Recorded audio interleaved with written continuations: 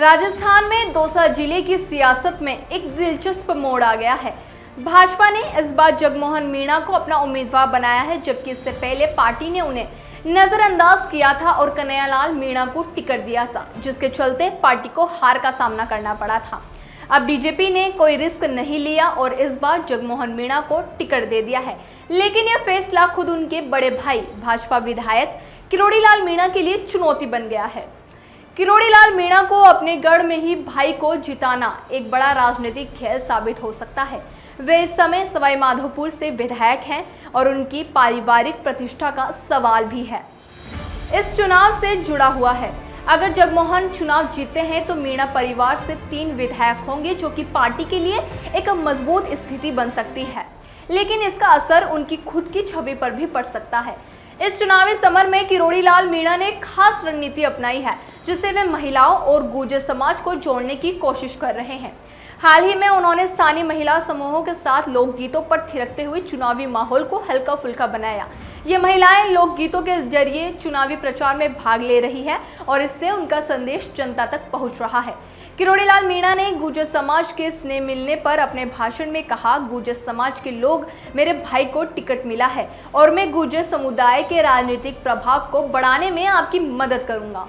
उन्होंने अपनी छवि को संतुलित बनाए रखते हुए यह भी कहा कि वह बेसला की तरह नहीं है, बल्कि वह सौम्य और सरल नेता है।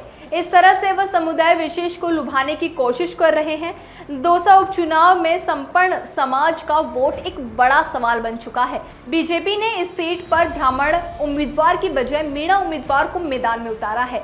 इस फैसले से संपन्न मतदाताओं की नाराजगी बढ़ सकती है, क्योंकि पहले शंकरलाल शर्मा ब्राह्मण समुदाय से थे और उन्होंने 2013 में इस सीट पर जीत हासिल की थी। हालांकि इस बार बीजेपी का सामना कांग्रेस के दीनदयाल बेरवा उर्फ डीसी बेरवा से है, जो SC/ST वर्ग से आते हैं। ऐसे में बीजेपी का संपन्न समाज का वोट पाना चुनौतीपूर्ण हो सकता है। मीणा समुदाय और अन्य वर्गों के समर्थन को लेकर भाजपा को अपनी रणनीति पर पुनर्विचार करने की जरूरत पड़ सकती है। कांग्रेस के प्रत्याशी दीनदयाल बेरवा ने भी इस चुनाव में अपनी ताकत दिखाने की कोशिश की है। वे SC/ST वर्ग के बीच लोकप्रिय हैं और उनका समर्थन भी काफी मजबूत है।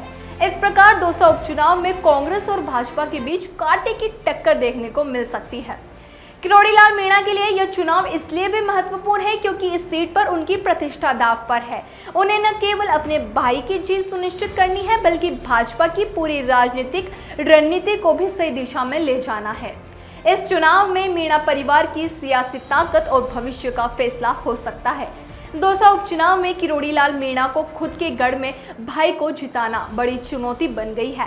उन्हें विभिन्न समाजों को जोड़ते हुए पार्टी की जीत सुनिश्चित करनी है, लेकिन संपन्न मतदाताओं की नाराजगी और कांग्रेस के दीनदयाल बेरवा की कड़ी चुनौती को देखते हुए ये चुनावी समन बेहद दिलचस्प बनने वाला है।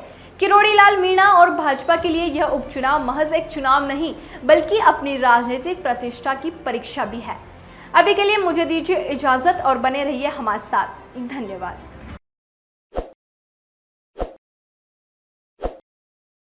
ताज़ा खबरों के लिए विजिट करें द फैक्ट इंडिया की वेबसाइट और डाउनलोड करें द फैक्ट इंडिया ऐप।